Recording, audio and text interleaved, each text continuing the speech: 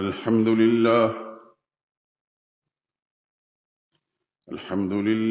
وحده، والصلاة والسلام على من لا نبي بعده ولا رسول بعده ولا معصوم بعده. أما بعد، فإن خير الحديث كتاب الله، وخير الهدي هدي محمد صلى الله عليه وسلم، وشر الأمور محدثاتها، وكل محدثة بدعة، وكل بدعة ضلالة، وكل ضلالة في النار. أعوذ بالله من الشيطان الرجيم. بسم الله الرحمن الرحيم. الله لا إله إلا هو الحي القيوم، لا تأخذه سنة ولا نوم، له ما في السماوات وما في الأرض، من ذا الذي يشفع عنده إلا بإذنه، يعلم ما بين أيديهم وما خلفهم، ولا يحيطون بشيء من علمه إلا بما شاء، وسع كرسيه السماوات والأرض، ولا يؤوده حفظهما، وهو العلي العظيم.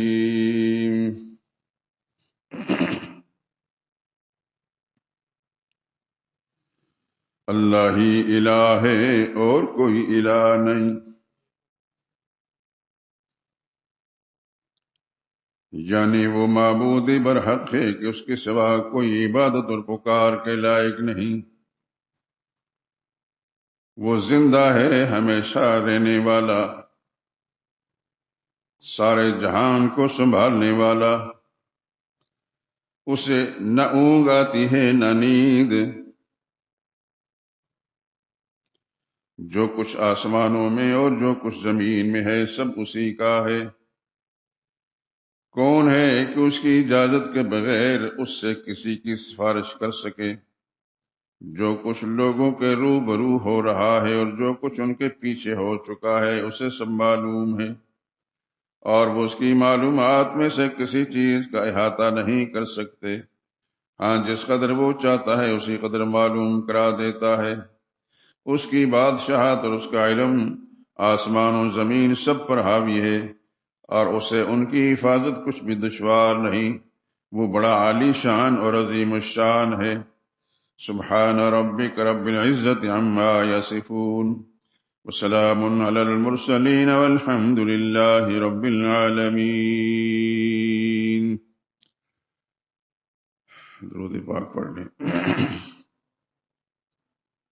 اللہم صل علی محمد وعلی آل محمد كما صليت على إبراهيم وعلى آل إبراهيم إنك حميد مجيد۔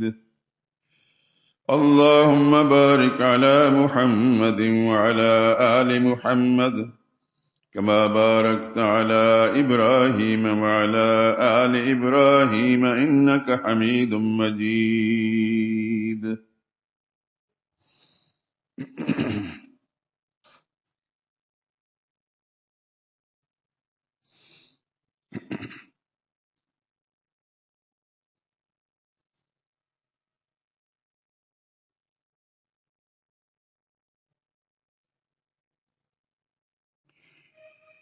خدا سے بڑھ کے ہو سکتا نہیں ہے مہرباں کوئی، خدا سے بڑھ کے ہو سکتا نہیں ہے مہرباں کوئی، سوا اس کے نہیں ہے خالق کون و مکاں کوئی۔ وہی مجبور و مضطر کی دعائیں سننے والا ہے، وہی مجبور و مضطر کی دعائیں سننے والا ہے۔ کرے کیوں کرے کیوں آستانے غیر پر آہو فغاں کوئی.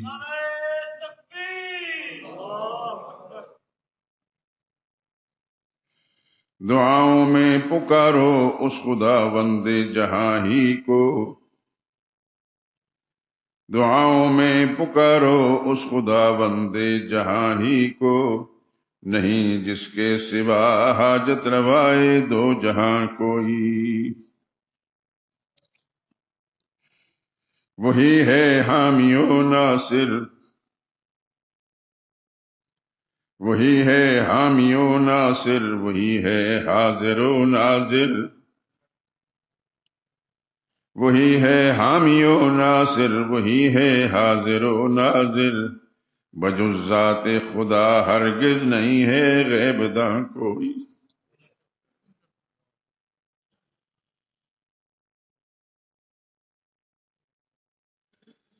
وہی ہے حامی و ناصر. وہی ہے حاضر و ناظر.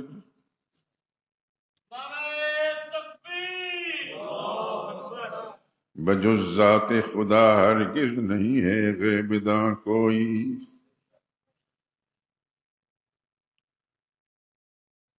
اسی کے قبضہ قدرت میں ہے نفع و ضرر سب کا. اسی کے قبضہ قدرت میں ہے نفع و ضرر سب کا. سوا اس کے نہیں ہے مال کے سود و زیاں کوئی.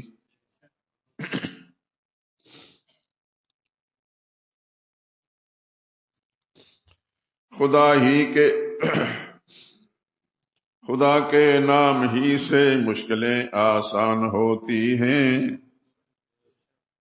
خدا کے نام ہی سے مشکلیں آسان ہوتی ہیں. بنائے تو خدا کے نام کو ورد زباں کوئی. یہی تعلیم قرآن ہے. یہی ہے حاصل سنت. یہی تعلیم قرآن ہے. یہی ہے حاصل سنت.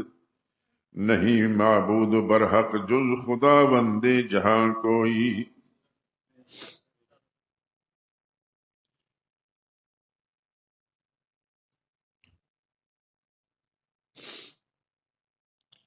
ظہور اللہ کی توحید پر ایمان ہو جس کا. ظہور اللہ کی توحید پر ایمان ہو جس کا. نہ اس کو مال کی پرواہ نہ اس کو خوف جاں کوئی. خدا سے بڑھ کے ہو سکتا نہیں ہے مہرباں کوئی. سوا اس کے نہیں ہے خالق کون و مکاں کوئی.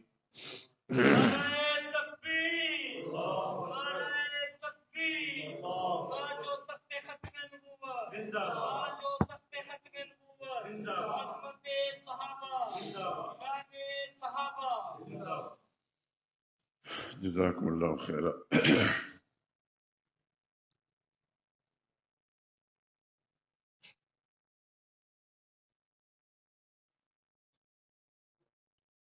برادران محترم، اتنا تو آپ کو اندازہ ہو ہی گیا ہے کہ قرآن کریم کی ایک اہم آیت کہ اس جیسی کوئی آیت اللہ نے نہ قرآن میں اتاری نہ دیگر آسمانی کتابوں میں.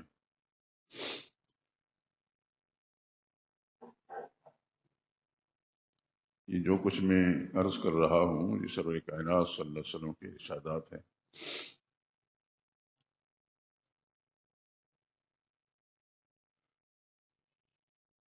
اس کا جو پہلا جملہ ہے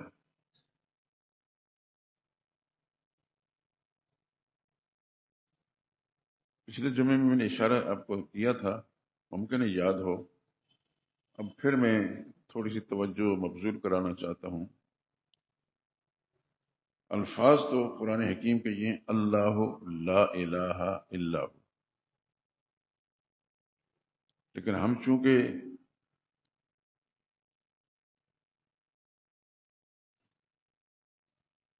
مخلوق ہیں اور مخلوق کو اس بات کی اجازت نہیں کہ الفاظ میں تبدیل کرے، البتہ اس کے معنی اور مطلب کو سامنے رکھ کر، اس کی اغراض کو سامنے رکھ کر ہم کچھ عرض کر سکتے ہیں. یعنی یوں اس کو یوں کہتے ہیں، اللہ الہ لا الہ الا ہو، اللہ ہی الہ ہے اور کوئی الہ نہیں. یہ لفظ الہ جو ہے بار بار میں آپ سے عرض کر چکا ہوں، قرآن کریم کے اندر سینکڑوں مرتبہ استعمال ہوا ہے. چند آیتیں میں ابھی آپ کو سناؤں گا.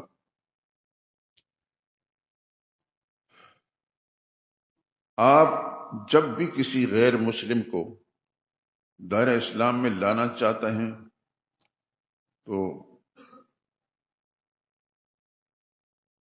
اس کو کلمہ ہی پڑھاتے ہیں. اس کو یہ نہیں کہتے تو پہلے نماز پڑھ، زکوٰۃ دے، روزے رکھ، حج کر، قربانی دے. نہ، سب سے پہلے آپ اس کو کلمہ پڑھاتے ہیں.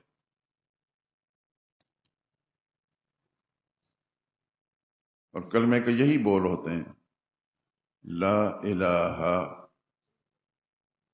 پہلے الہ کا انکار ہو رہا ہے. لا الہ، الہ کوئی نہیں، الہ کوئی نہیں. پھر کہتے ہیں، پھر اقرار، الا اللہ، اللہ ہی الہ ہے. پہلے انکار، پھر اقرار، اللہ کے سوا کوئی الہ نہیں، اللہ ہی الہ ہے. یہ چیز قرآن حکیم کے اندر اتنی مرتبہ بیان ہوئی ہے کہ میں اس مختصر وقت کے اندر اس ساری آیات آپ کے سامنے پیش کرنے سے عاجز ہوں، لیکن اشارے ضرور دے رہا ہوں.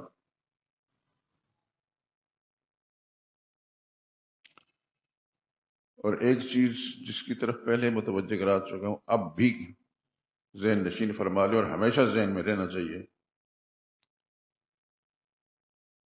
قرآن کریم کی تعلیمات کا، سرور کائنات صلی اللہ علیہ وسلم کی تعلیمات کا خلاصہ یہ ہے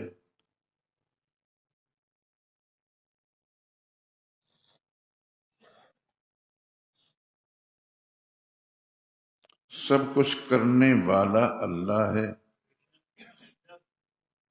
سب کچھ کرنے والا اللہ ہے اور کوئی نہیں، اور سب کچھ جاننے والا بھی اللہ ہے اور کوئی نہیں.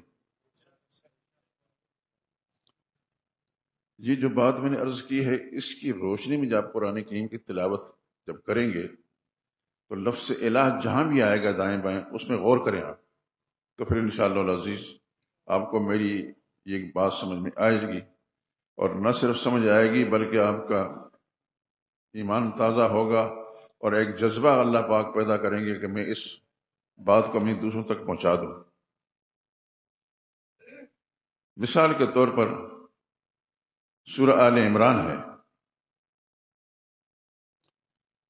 اس میں اللہ نے فرمایا، ان اللہ لا یخفی علیہ شیء فی الارض ولا فی السماء. اللہ ہی الہ ہے، اور ایسا اس کے سوا آسمان و زمین میں اور کوئی نہیں، اور اس پر کوئی چیز مخفی اور پوشیدہ نہیں. سب سے پہلے اس کا غیر اللہ سے انکار کیا اور یہ بتایا کہ اللہ ہی سب کچھ مخفی چیزوں جاننے والا. والذی یصورکم فی الارحام کیف یشاء، وہی تو ہے جو تمہاری شکلیں بناتا ہے ماؤں کے پیٹوں کے اندر. کسی کو گورا بنا دیتا ہے، کسی کو کالا بنا دیتا ہے، کسی کو حسن و جمال کا پیکر بنا دیتا ہے، کوئی بھدی رنگ والا ہے. یہ سارے فیصلے کرنے والا اللہ ہے. ماں کے پیٹ کے اندر کسی اور کا کوئی تصرف نہیں ہوتا، حتیٰ کہ جو ماں ہوتی ہے وہ خود بھی اپنے پیٹ میں کوئی تصرف نہیں کر سکتی.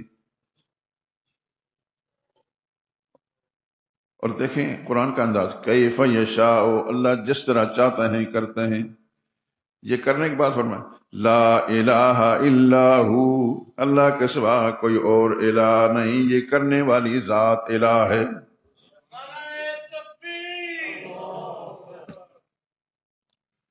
یہ دو باتیں سمجھا دی، سب کچھ جاننے والا بھی اللہ ہے کہ اس میں کوئی چیز مخفی نہیں، اور کچھ کرنے والا بھی اللہ ہے. جیسا کہ ماں کے پیٹ کے اندر ایک بچے کو اس شکلیں دینے والا اللہ ہے، اس کے سوا کوئی اور نہیں.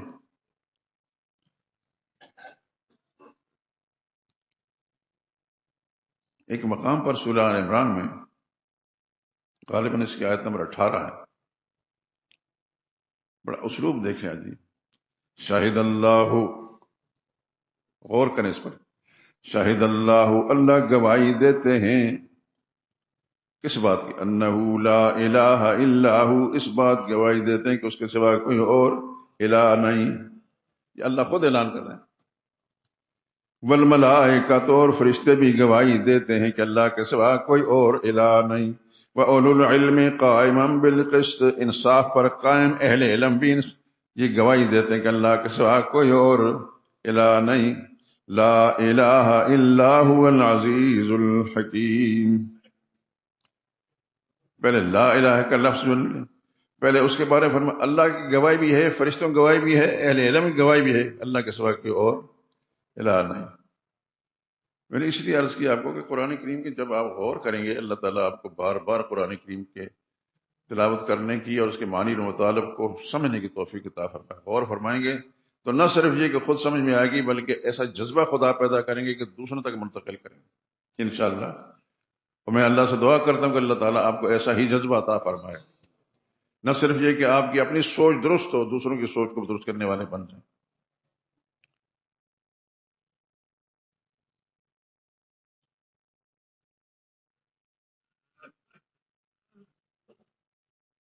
ایک مقام میں اللہ فرماتے ہیں لقد کفر الذین قالوا ان اللہ ثالث ثلاثہ، پکے کافر ہیں وہ لوگ جو کہتے ہیں اللہ تین میں سے تیسرا ہے. آپ سمجھ گئے؟ اللہ اعلان کرتے ہیں وما من الہ الا الہ واحد، حالانکہ اللہ ہی الہ واحد ہے، اس کے سوا کوئی اور نہیں.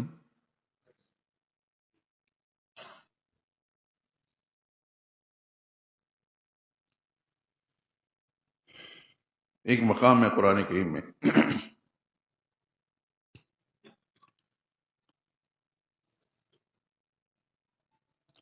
قل ارأیتم، میرے حبیب آپ لوگوں سے کہہ دیں ذرا بتاؤ تو صحیح، ان اخذ اللہ سمعکم، اللہ تمہارے کان چھین لے، کانوں کی شنوائی ختم کر دے، وابصارکم، تمہاری بینائی چھین لے، وختم علی قلوبکم، تمہارے سمجھ کو بھی ختم کر دے.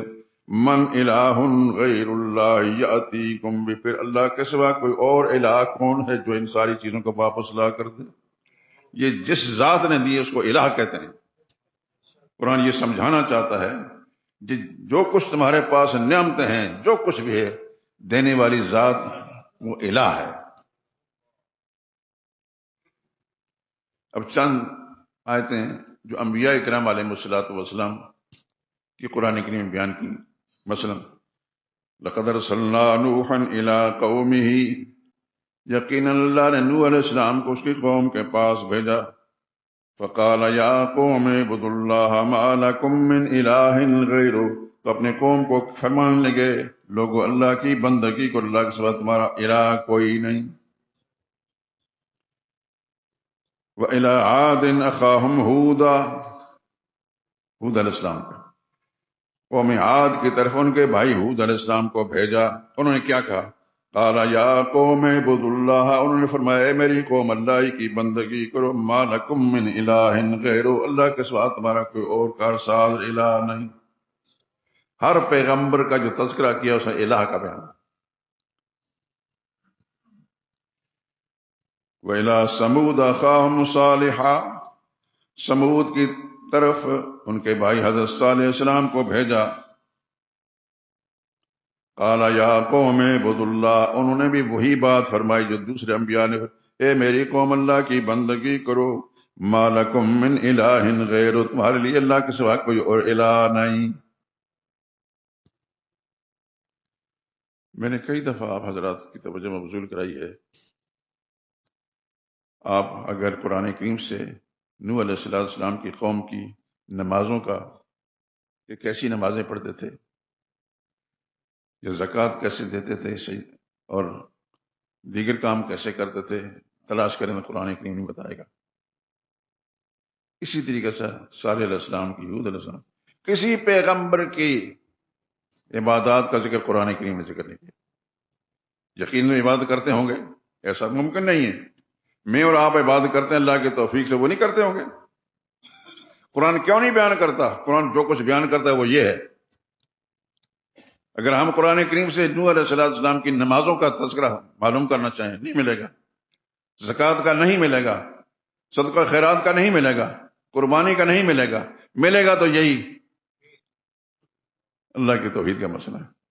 پیغمبر فرمایا یا قوم اعبدوا اللہ، میری قوم اللہ ہی کی بندگی کرو، اللہ ہی کی بندگی کرو، ما لکم من الہ غیر، تمہارے لیے اس کے سوا کوئی کارساز نہیں ہے۔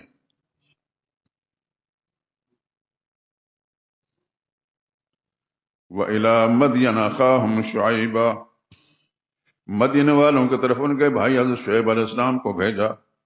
قال یا قوم اعبدوا اللہ، انہوں نے فرمایا میری قوم اللہ کی بندگی کرو، ما لکم من الہ غیر، تمہارے لیے اس کے سوا کوئی اور کارساز نہیں۔ پھر آخر میں سرور کائنات صلی اللہ علیہ وسلم کا ذکر قرآن کی۔ قل یا ایھا الناس، فرما دیجئے دنیا بھر کے لوگوں، انی رسول اللہ الیکم جمیعا، میں تم سب کی طرف اللہ کا رسول ہوں، یہ بھیجا ہوا ہوں۔ الذی لہ ملک السماوات والارض، وہ اللہ جس کی قبضہ قدرت میں آسمان و زمین ہے۔ میرا پیغام کیا ہے؟ لا الہ الا ہو، اللہ کے سوا کوئی اور الہ نہیں۔ ہر پیغمبر کا تذکرہ قرآن کریم اس انداز سے کرتا ہے۔ قرآن کریم کی تلاوت کے دوران کبھی آپ نے دیکھا کہ حضور صلی اللہ علیہ وسلم کی نمازوں کا ذکر کیا ہو؟ کہ رسول اللہ صلی اللہ علیہ وسلم پر نمازیں اتنی اللہ پاک نازل فرمائے، پھر رسول اللہ صلی اللہ علیہ وسلم ایسا نماز پڑھتے تھے، ایسا رکوع کرتے تھے، ایسا سجدہ کرتے تھے؟ قرآن کریم کے اندر نہ کہیں بھی۔ میں جو آپ حضرات کی سمع خراشی کرتا ہوں بار بار، ہو سکتا ہے کہ آپ محسوس کرتے ہوں کہ اس مولوی کو کچھ نہیں آتا۔ الحمدللہ بہت کچھ آتا ہے، لیکن سب سے بڑی ذمہ داری یہ ہے، سب سے بڑی ذمہ داری یہ ہے، اور یہ بھی آپ کے علم میں ہے کہ محمد مصطفیٰ صلی اللہ علیہ وسلم پر جب نبوت اتری تو نبوت کا اعلان فرمانے کے بعد حضور صلی اللہ علیہ وسلم کے ساتھ کیا ہوا؟ وہی اپنا خون، اپنے عزیز، اپنے رشتہ دار، پیار کرنے والے، محبت کرنے والے، جب رسول اللہ صلی اللہ علیہ وسلم نے فرمایا قولوا لا الہ، وہاں اور کچھ نہیں کہا۔ یہ نہیں فرمایا کہ تم نمازیں پڑھنا شروع کر دو، روزے رکھنا شروع کر دو، قولوا لا الہ الا اللہ تفلحوا، کامیاب ہو جاؤ گے۔ کتنی سی بات سننی تھی، کوئی ادھر بھاگا کوئی ادھر بھاگا۔ وانطلق الملأ منهم ان امشوا واصبروا على آلهتكم، جاؤ جاؤ چلو اپنے پرانے خداؤں پر جمے رہو، اپنے آباء و اجداد کا جو دین و مذہب تھا اسے پر قائم رہو۔ ایسا ہی ہوا، اور سب سے پہلے رسول اللہ صلی اللہ علیہ وسلم کو پتھر پھینکنے والا اپنا خون، اپنا چچا، وہ چچا جس کے ساتھ رسول اللہ صلی اللہ علیہ وسلم کی اس سے پہلے اتنی محبت تھی کہ رسول اللہ صلی اللہ علیہ وسلم کی 2 صاحبزادیاں اس کے بیٹوں کے نکاح میں رسول اللہ صلی اللہ علیہ وسلم تھیں، سیدہ رقیہ رضی اللہ تعالی عنہ اور سیدہ ام کلثوم رضی اللہ تعالی عنہ۔ اللہ کے پاک پیغمبر نے صلی اللہ علیہ وسلم اس قدر، دیکھیں کوئی شخص بھی کسی کے ساتھ جب رشتہ کرتا ہے تو رشتہ دلیل ہوتا ہے کہ اس کے ساتھ پیار اور محبت ہے۔ گو کہ رسول اللہ صلی اللہ علیہ وسلم کو اپنے سارے خاندان کے ساتھ پیار تھا، لیکن چچاؤں کے ساتھ جو رسول اللہ صلی اللہ علیہ وسلم کا سلوک تھا وہ قرآن بتاتا ہے، احادیث نہیں بتاتی۔ 2 بیٹیاں رسول اللہ صلی اللہ علیہ وسلم کے نکاح میں، اس کے بیٹوں کے نکاح تھیں۔ عتبہ کے بیٹے نکاح کے اندر حضرت رقیہ تھی، اور عتیبہ اس کے نکاح میں رسول اللہ صلی اللہ علیہ وسلم کی صاحبزادی سیدہ ام کلثوم تھی۔ جس وقت رسول اللہ صلی اللہ علیہ وسلم نے اپنے نبوت کا اعلان فرمایا، اور وہ چونکہ سارے خاندان جتنے مشرکین مکہ تھا سب کے عقیدے خلاف تھا، اور سب سے پہلے رسول اللہ صلی اللہ علیہ وسلم کو پتھر پھینکنے والے بھی اپنا ہی چچا تھا، اور کچھ کر نہیں سکتا تھا، تو اس نے سب سے پہلے اپنے بیٹوں سے کہا کہ محمد کی بیٹی کو طلاق دے دو۔ آپ جانتے ہیں کہ آج بھی اگر کوئی شخص کسی کے ساتھ کوئی اپنا رشتہ توڑتا ہے اور نکاح و طلاق کا معاملہ اگر ہوتا ہے تو اس میں سب سے پہلے یہ کوشش کرتے ہیں کہ اس سے ان کو اذیت پہنچے گی، جس کے ہم مخالف ہیں اس کو اذیت پہنچے گی، اور اذیت پہنچائی۔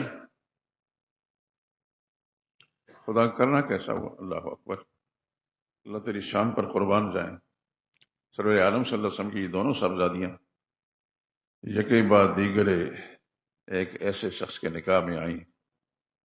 سبحان اللہ سبحان اللہ. اس کائنات میں کسی ماں نے ایسا خوبصورت جوان نہیں جنا سیدنا عثمان رضی اللہ تعالیٰ عنہ. آپ کئی دفعہ مجھ سے سن چکے ہیں، میرا خیال ہے یاد ہوگا کہ جب سب سے پہلے سیدہ رقیہ کا نکاح ہوا حضرت عثمان سے، اور رقیہ حضور صلی اللہ علیہ وسلم صاحبزادی میں سب سے زیادہ حسین اور خوبصورت تھی، اور حضرت عثمان رضی اللہ تعالیٰ عنہ میں انتہائی خوبصورت تھے. جب نکاح ہو چکا تو حضرت انس رسول اللہ صلی اللہ علیہ وسلم کے خادم بھی تھے اور صحابی بھی. گھر سے کچھ چیز پکا کر حضرت انس کے حوالے سے کہ جاؤ عثمان کے گھر میں دے آؤ. آپ حضرات نے سنا ہے بار بار، لیکن جو نئے دوست آنے والے ہیں میں چاہتا ہوں سب کو یہ علم ہو جائے. حضرت انس رضی اللہ تعالیٰ عنہ گئے سیدنا عثمان رضی اللہ تعالیٰ عنہ کے دروازے پر. یہ یاد رکھیں کہ عثمان بہت بڑے امیر انسان تھے، لیکن آج کے زمانے کے بنگلے نہیں تھے.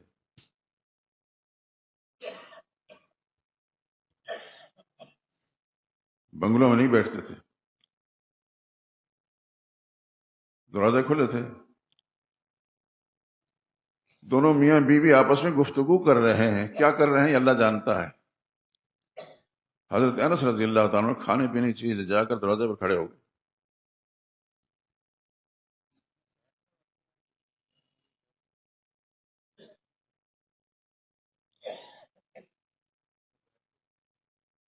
ٹھیک ہے اللہ جزائے خیر دے، میں والدہ میں لگ گیا. حضرت زید ہیں،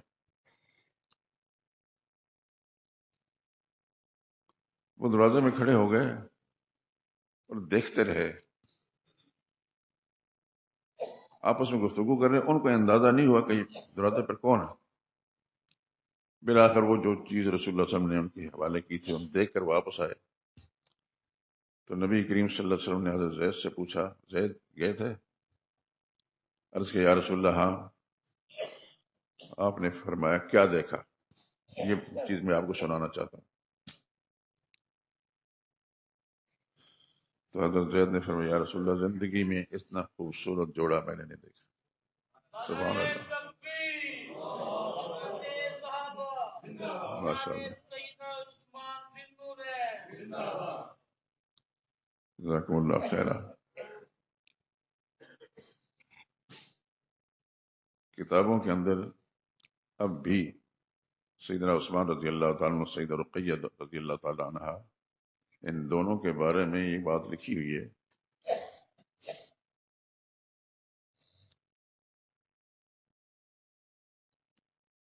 افضل الزوجین رآہما انسان، خوبصورت جوڑا جو دنیا میں کسی انسان نے دیکھا ہے، رقیۃ وزوجہا عثمان، ایک رقیہ ہے اور دوسرے شوہر عثمان. یہ تو شاید آپ کو یاد ہوگا ہی کہ جب مکہ شہر کے اندر مسلمانوں پر تنگی کی گئی، سختی کی گئی، تو حضور صلی اللہ علیہ وسلم نے حبشہ کی طرف ہجرت کرنے کے لیے حکم دیا کہ حبشہ کی طرف جاؤ، وہاں کا حکمران نیک دل انسان ہے. چنانچہ بہت سارے مسلمان حبشہ کی طرف چلے گئے، اور اس میں سے یہ جوڑا بھی حضرت عثمان رضی اللہ تعالیٰ عنہ حضرت رقیہ کے ساتھ گئے. یاد ہے آپ کو؟ سب کو یاد ہے، سب کو نہیں ہوگا. جو نئے آنے والا نہیں اس وقت سے ان کے لیے بتا دیتا ہوں.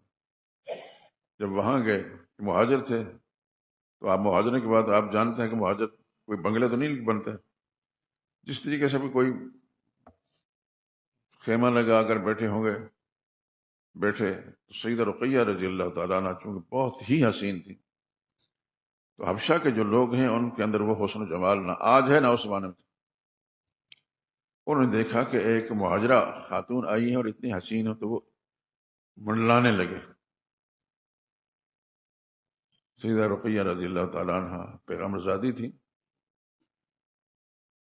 وہ جس حد تک بھی اپنے آپ کو بچا سکتی تھی بچانے، لیکن یہ کہ وہ باز نہ آئے. تو آخر حضرت رقیہ رضی اللہ تعالیٰ عنہ کی زبان سے یا اللہ ان کے شر سے مجھے محفوظ کرنا. یہ نہیں فرمایا کہ اللہ ان کو ہلاک کر دے، یہ فرمایا یا اللہ ان کے شر سے مجھے محفوظ فرما، اور خدا کا کرنا دیکھیں۔ اللہ اکبر، پیغمبر زادی کی زبان سے نکلا وہ جملہ، خدا کی ارب ہر رحمت نازل ہوں رضی اللہ عنہ، ایک ایک کر کے وہ جتنے بھی شر پسند نوجوان تھے، ایک ایک کر کے کسی نہ کسی بہانے سے اللہ پاک نے ان کو اٹھا لیا۔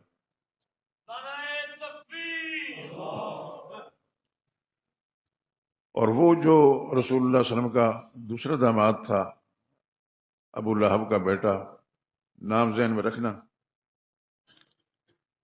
اس کا نام تھا عتیبہ۔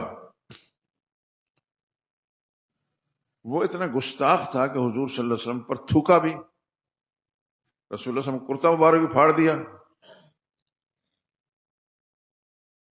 تو اللہ کے پاک پیغمبر نے صلی اللہ علیہ وسلم نے کتنا جملہ فرمایا، اللہم صلی علیہ قلب من کلابک، اللہ اس پر کوئی اپنے درندوں میں سے کوئی درندہ مسلط کر دے۔ پیغمبر اپنا جگر دیتا ہے اس کو، بیٹی دی ہے اور وہ اس انداز سے ہے بھی چچا زاد۔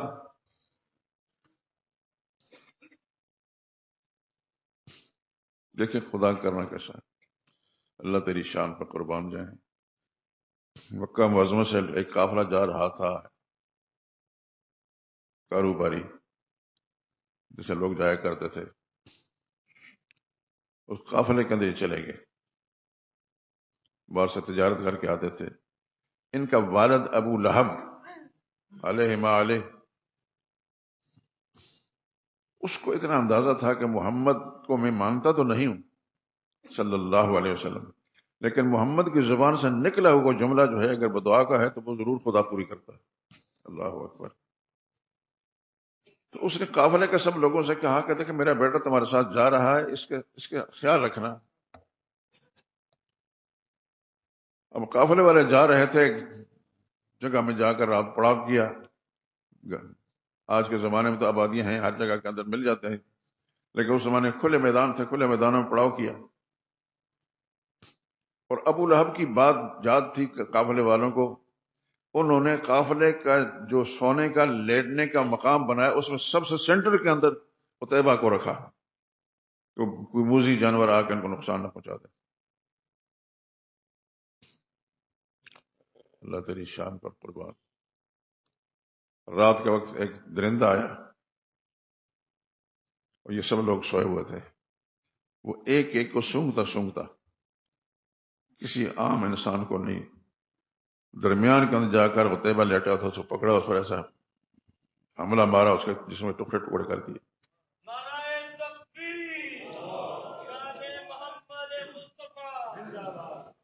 تو سرور عالم صلی اللہ علیہ وسلم کے ساتھ گستاخی کرنے والا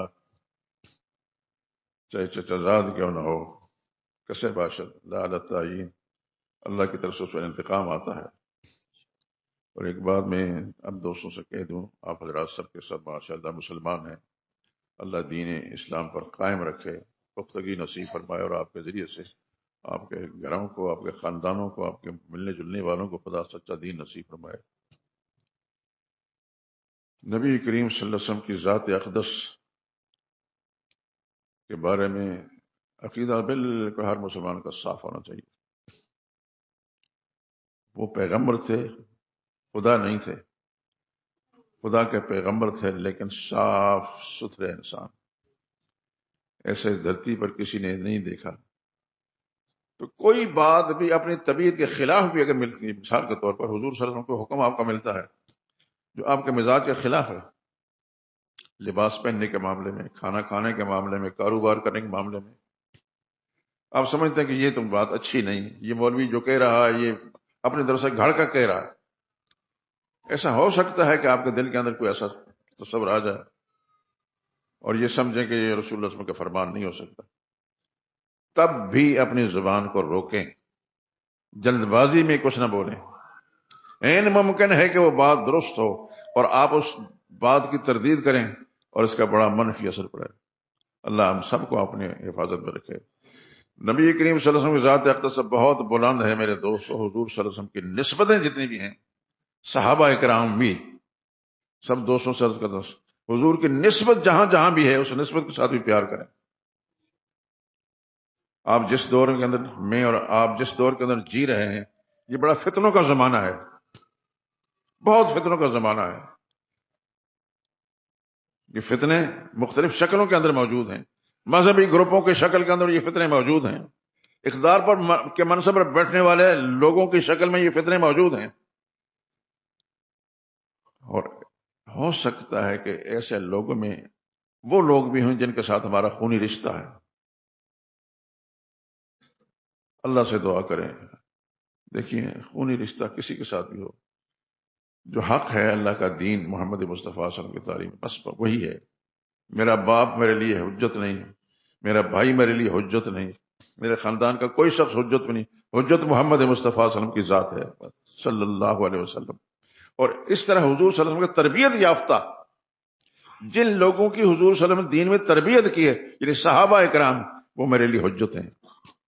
یہاں چلتے ہوئے ایک بات کہہ دیتا ہوں کھل کر. آج علماء میرے ساتھ آپ کے ساتھ بات کریں گے. یہ امام ابو حنیفہ نے فرمایا،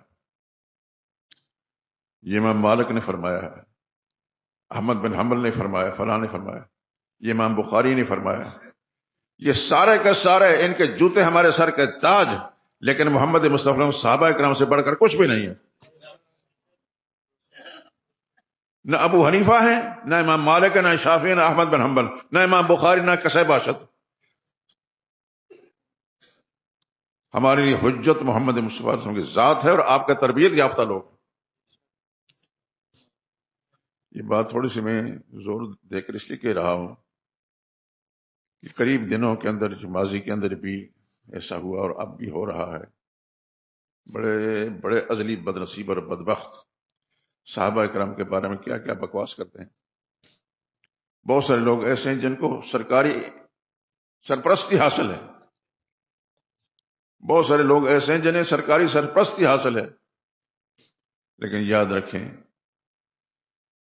کسے باشد کوئی بھی ہو محمد مصطفیٰ. دیکھیے 3 باتیں ذہن میں رکھیے. اللہ کی ذات سب سے بلند ہے، اللہ کی ذات سب سے بلند والا ہے. پھر جب مخلوق کی طرف آئیں تو پھر محمد مصطفیٰ صلی اللہ علیہ وسلم ساری کائنات سے بڑھ کر، اور محمد مصطفیٰ صلی اللہ علیہ وسلم کے تربیت یافتہ صحابہ اکرام سب سے بڑھ کر ہیں. بس صحابہ اکرام ہمارے لیے حجت ہیں. اس کے بعد آپ حنفی بنے، شافی بنے، مالکی بنے، اہل حدیث بنے، کسے باشد کچھ بھی ہے، کھلی اجازت ہے، لیکن صحابہ کے خلاف نہیں، صحابہ کے خلاف نہیں. یہ 3 باتیں آپ حضرات ذہن نشین فرما لیں.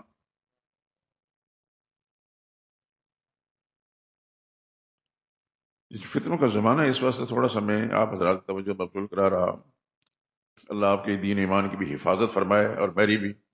اور میں جو کوشش کر رہا ہوں میرا رب جانتا ہے، میری زبان بول رہی ہے لیکن دلوں کا حال خدا جانتا ہے. میں کوشش کر رہا ہوں کہ میرا حلقہ احباب آپ حضرات میں سے یا آپ کے ساتھ متعلقین سب کے سب عقیدے 100% درست ہوں. مر کر میں نے خدا کے سامنے جانا، میرے اللہ مجھ سے پوچھیں گے تو نے لوگوں کو کیا دیا. اگر میں نے کوشش کر کے میرے ذریعے سے لوگوں کا عقیدہ ٹھیک ہو تو انشاءاللہ میں خدا کے سامنے سرخرو ہو کر جاؤں گا. مجھے یہ نہیں چاہیے کہ کوئی میرے لیے زندہ باد کے نعرے لگائے. مجھے بالکل اللہ کی قسم کھا کر کہتا ہوں کہ مجھے نہیں چاہیے. لیکن میں اس بات پر خوش ہوں کہ میرا حلقہ احباب آپ دوستوں میں سے یا آپ کے ذریعے سے جن تک خدا کے دین کی بات پہنچی ان کے عقیدے ٹھیک ہو گئے، اس عقیدے ٹھیک پر قائم ہیں، بس میں سمجھ میں کامیاب ہو گیا.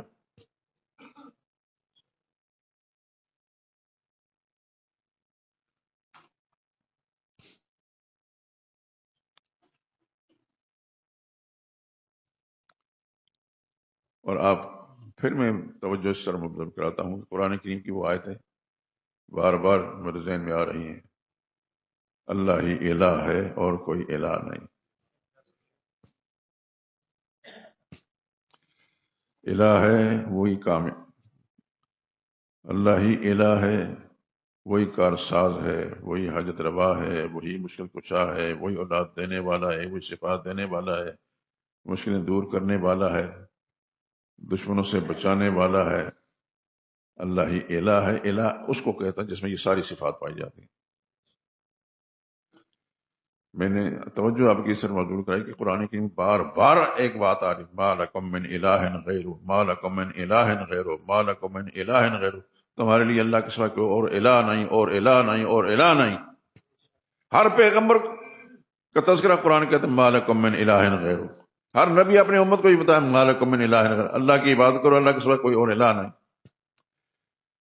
میرے اور آپ کے سارے کام کرنے والا، ہمیں وجود دینے والا، ماں کے پیٹ سے وجود دے کر اس دنیا میں بھیج کر جوانی کی حدود تک پہنچانے والا، اور ساری نعمتیں دینے والا، راحتیں دینے والا، اولاد دینے والا، شفا دینے والا، کاروبار دینے والا، یہ سب اس ذات کا کام ہے جس کو الہ کہتے ہیں۔ ہو سکتا ہے کہ آپ حضرات ذہن میں ہو کہ پتہ نہیں اس مولوی کچھ اور آتا نہیں، ایسی چیز میں مڑ مڑ کے کہہ رہا ہے الہ الہ، الہ ہی سب کچھ ہے۔ اسی لیے تو میں کہتا ہوں کہ آپ جب کسی کلمہ پڑھاتے ہیں تو کیا کہتے ہیں؟ لا الہ، سب سے پہلے لا الہ، انکار کرتے ہیں کسی اور الہ کا، الا اللہ، اللہ ہی الہ ہے۔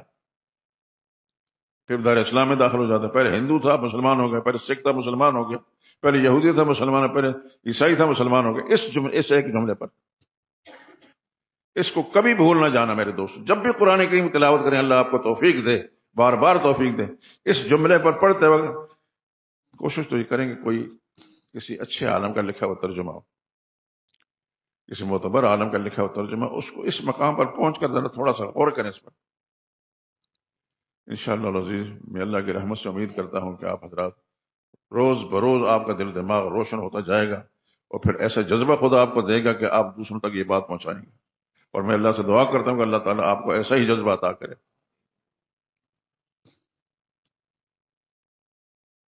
میں ابھی اپنے گھر میں بیٹھے ہوئے، میرے عزیز لندن سے آئے میرے بھتیجے ہیں، عالم ہیں، میں نے خواہش ظاہر کی تھی وہ بیان کریں، لیکن وہ کہتے ہیں ہم آپ کا بیان سننے آتے ہیں۔ چلو ٹھیک ہے، اللہ جزائے خیر دے۔ باتیں کر رہا تھا کہ میں جب پڑھ رہا تھا اس وقت مجھے 2 منٹ بھی کسی سے بات کرنے کی صلاحیت نہیں تھی۔ 2 منٹ کتابوں میں قابل تھا، جو میرے ساتھی طالب علم تھے ان سے میں زیادہ قابل تھا، وہ اچھی تقریریں کرتے ہیں، مولانا ضیاء القاسم مرحوم کی تقریریں سن سن کر، پتہ نہیں کس کس کی تقریر سن کر، اور میں بالکل لم یبج، یا اللہ، دل میں عجیب مدرسے کے اندر ایک تنظیم بنا لی گئی طالب علموں نے کہ تقریریں سیکھنے کے لیے جمعے کی رات کو سر بیان کریں گے، اور مجھے اپنی تعلیمی قابلیت کی بنا پر صدر بنا دیا۔ مجھے پتا تھا کہ میں کس وقت صدر ہوں۔ آخر دل میں سوچا کہ آخر یہ لوگ جمعے کی رات کو کہیں کہ صدر صاحب بیان کریں، اور صدر صاحب کو 2 منٹ بیان کرنا نہیں آتا۔ میں نے پھر دل میں اللہ نے جو جذبہ پیدا کیا ہے، جب میں کسی چیز پر لگ جاتا ہوں الحمدللہ اللہ کی توفیق آ جاتی۔ مولانا اسلام الحق تھانوی کراچی کے اندر ایک بہت بڑے عالم تھے، آپ نے نام سنا ہے، بیان بھی سنے ہوں گے۔ ان کا ایک مضمون کسی رسالے کے اندر تھا، وہ مضمون مجھے نظر آ گیا، تو اس کو میں نے رٹنا شروع کر دیا۔ پورا ہفتہ دن رات میں رٹتا رہا، لوگ رات کو سوتے تھے، میں اس کو یاد کرتا تھا، کہ میری عادت اس قسم کی ہے کہ ایسے مواقع پر شرمندگی جب ہوتی ہے تو بہت تکلیف ہوتی ہے۔ کہاں کہ جمعے کی رات آ گئی، سارے طالب علموں نے بار بار تقریر کی۔ ایسے طالب علم جو نورانی قاعدہ پڑھتے تھے وہ اچھی خاصی سریں لگا کر تقریر کرتے تھے، اور میں بڑی بڑی کتابیں پڑھتا تھا اور مجھے تقریر کرنا نہیں آتی تھی۔ قصہ مختصر، آخر سب نے تقریر کر کے پھر اعلان کیا کہ اب صدر صاحب بیان کریں۔ تو صدر صاحب کی ٹانگیں کہاں پڑیں گی؟ صحیح کہ اس سے پہلے کبھی بیان نہیں کیا تھا، لیکن ڈائس آ گئے تو اس ڈائس کے سامنے کھڑے ہو کر، کیونکہ مضمون مجھے یاد تھا، میں لفظ بلفظ اس کو سنا دیا۔ ہمارے ایک استاد تھا جو مبصر کے طور پر دیکھ رہے کہ کون طالب علم اچھی تقریر کرتا ہے، انہوں نے اٹھ کر کہا آج پتہ چلا یہ قاضی یونس سے بڑا لائق عالم ہے، لائق خطیب ہے۔ مجھے پتا تھا میں کیسا خطیب ہوں، لیکن اس کے بعد میرے رب نے ایسی مہربانی کی کہ میری زبان پھر کھلتی گئی۔ کبھی میں 2 منٹ تقریر نہیں کر سکتا تھا، کبھی ایک، یہ مسجد شہداء میں بڑی پرانی بات ہے، 4 گھنٹے مسلسل تقریر کی تھی رات کو، یہ اللہ کی توفیق سے سب کو ہوتا ہے۔ تو میرے اساتذہ، میرے اندر ایک چیز ضرور رہی ہے کہ میں نے استادوں کا ادب کیا ہے۔ بے ادبی اللہ پاک سب کو محفوظ فرمائے، میں نے اپنے استادوں کا ادب کیا، اور ادب سے بہت کچھ اللہ کی مہربانیاں مل جاتی ہیں۔ آپ حضرات سے درخواست ہی کرتا ہوں، آپ کے حلقہ احباب میں آپ کے علماء ہوں، استاد ہوں گے، آپ کے والدین ہوں، چچا ہوں، کسے باشد کوئی بھی ہو، جو بڑے ہیں ان کا ادب ضرور کریں. میرا رب ضرور اس ادب کی برکت سے آپ کو اپنی نعمتوں سے نوازے گا اور دنیا رش کرے گی آپ کو دیکھ دے کر.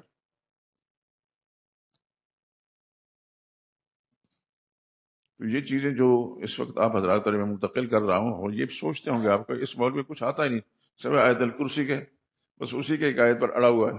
نہیں، آتا ہے الحمدللہ عظیم. قرآن کریم میں نے کئی دفعہ پڑھا ہے اساتذہ سے اور بڑے بڑے معتبر علماء سے پڑھا ہے، لیکن میں آپ حضرات کو ابتدائی بنیادوں سے آگاہ کر رہا ہوں کہ جب آپ کا مسئلہ الہ سمجھ میں آ گیا، الہ سمجھ میں آ گیا، تو انشاءاللہ آپ کو سارا دین سمجھ میں آ جائے گا. میں اللہ سے دعا بھی کرتا ہوں کہ یا اللہ جو کچھ میرا جذبہ ہے اور میں دوستوں سے مخاطب ہو کر بات کرنا چاہتا ہوں، یا اللہ وہ جذبہ جو ہے ان کے دل میں منتقل کر دے، الہ کا مسئلہ سمجھا دے تاکہ دوسروں کو سمجھا سکیں. سمجھ میں آ گیا تو انشاءاللہ آپ کے گھر کے اندر آپ کے بیوی بچے اور جو جتنے بھی عزیز اقارب ہیں، حتیٰ کہ آپ کا نوکر ملازم، ان کو مسئلہ سمجھ میں آ جائے گا. لیکن خود سمجھ میں نہیں آیا. دیکھیے صرف ہم رکوع سجدہ کرتے رہیں لیکن عقیدہ ٹھیک نہیں، کچھ بھی نہیں. حج کے لیے چلے جائیں، عقیدہ ٹھیک نہیں، کچھ بھی نہیں. زکاتیں دیتے رہیں لیکن عقیدہ ٹھیک نہیں، کچھ بھی نہیں. ایک عمل تو ٹھیک ہے لیکن عمل کی بنیاد ٹھیک نہیں. سب سے پہلی بات جو عمل کی بنیاد ٹھیک ہونی چاہیے. بنیاد ٹھیک ہوگی تو سب کچھ ٹھیک ہو جائے گا انشاءاللہ العزیز. ناراض نہ ہونا، میں جمعے کے روز آپ کے سامنے گفتگو کرتا ہوں تو آپ حضرت اس کو کچھ آتا نہیں. یقیناً ہوں تو میں معمولی سا طالب علم ہی ہوں، لیکن آپ کے ساتھ جو کچھ بیان کر رہا ہوں وہ ٹھیک بیان کرتا ہوں الحمدللہ. اور آپ کا عقیدہ ٹھیک ہوگا تو میں بھی خدا کے سامنے سرخرو ہو کر جاؤں گا انشاءاللہ کہ میں نے جو محنت کی ہے وہ محنت رائے گاں نہیں گی. اللہ اکبر.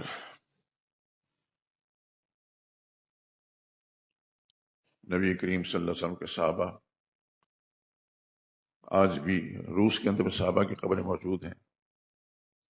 افغانستان کے اندر میں خود کابل شہر کے اندر صحابہ کی قبریں دیکھ کر آیا ہوں، اور آپ حضرات کے اس پنجاب کے اندر بہت سارے صحابہ کرام. یہ سب لوگ کیا ہیں، پشاور میں صحابہ کی قبریں موجود ہیں، میں خود دیکھ کر آیا ہوں. یہ خدا کے دین کو پھیلانے کے لیے جہاد بھی کرتے تھے، خدا کے دین کے لیے کرتے تھے. اس کا نتیجہ یہ ہے کہ ان کی قربانیوں کے نتیجے میں پروردگار عالم ان علاقوں میں اس کے اثرات ڈالے. آج مسجد شہداء بنا کر میں اور آپ یہاں بیٹھے ہیں. اگر یہ صحابہ کرام کی محنت نہ ہوتی، رسول اللہ صلی اللہ علیہ وسلم یہاں تشریف نہیں لائے. صحابہ کرام کی محنت سے اس خطے کے اندر مسلمان بستے اور یہاں مسجد بن گئی.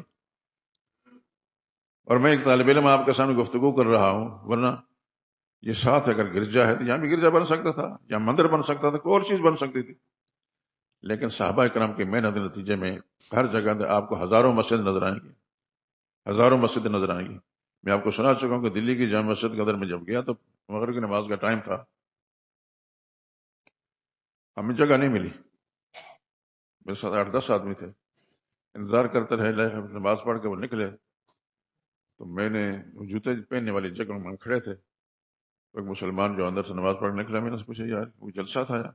ہم اپنا ذہن رکھ کر ہمارے ملک کے اندر مسجدوں کے اندر رش اس وقت جب جلسہ ہوتا. تو وہاں کا جو مسلمان تھا انڈین، وہ روکشے سے لے جائے گا، کون سا جلسہ؟ میں نے کہا یار ہمیں نماز کی جگہ نہیں ملی، کافی دیر سے انتظار کر رہے ہیں. کہنے لگے یہ جلسہ ہر روز ہوتا ہے یہاں. الحمدللہ میں خدا کا شکر ادا کرتا ہوں کہ دلی کی جامع مسجد کے ہم گئے، اس کو پہلی نماز میں جب ہم پہنچے تو وہاں مسجد کے اندر جگہ نہیں ملی. دعا کریں کہ آپ کی بادشاہی مسجد کے اندر بھی ایسا نقشہ بن جائے. یہاں تو آپ کو ایک صف بھی نہیں ملتی. اسلام کے نام پر بنایا گیا ملک، کلمے کے نام پر بنایا گیا ملک، اس کی حالت یہ ہے. اللہ اکبر. اور وہاں ہندوؤں کے قبضے کے اندر وہ مسجد موجود ہے، چاروں طرف ہندو ہیں، کافر ہیں، لیکن یہ ہے کہ وہاں مسلمان ہے. اللہ سے دعا کریں کہ اللہ پاک اپنی رحمت کے ساتھ ہمارے مسلمان بھائیوں کو پکا مسلمان بنا دے، ہماری اولادوں کو، ہمارے متعلقین کو اللہ تعالیٰ خالص مسلمان بنا دے. اور اللہ تعالیٰ سے یہ دعا کریں یا اللہ ہمیں ایسا جذبہ دے کہ ہم ہر وقت اس جذبے کے ساتھ جیتے رہیں تاکہ دوسرے تک ہم دین کی بات پہنچاتے رہیں. وآخر دعوانا الحمدللہ رب العالمین.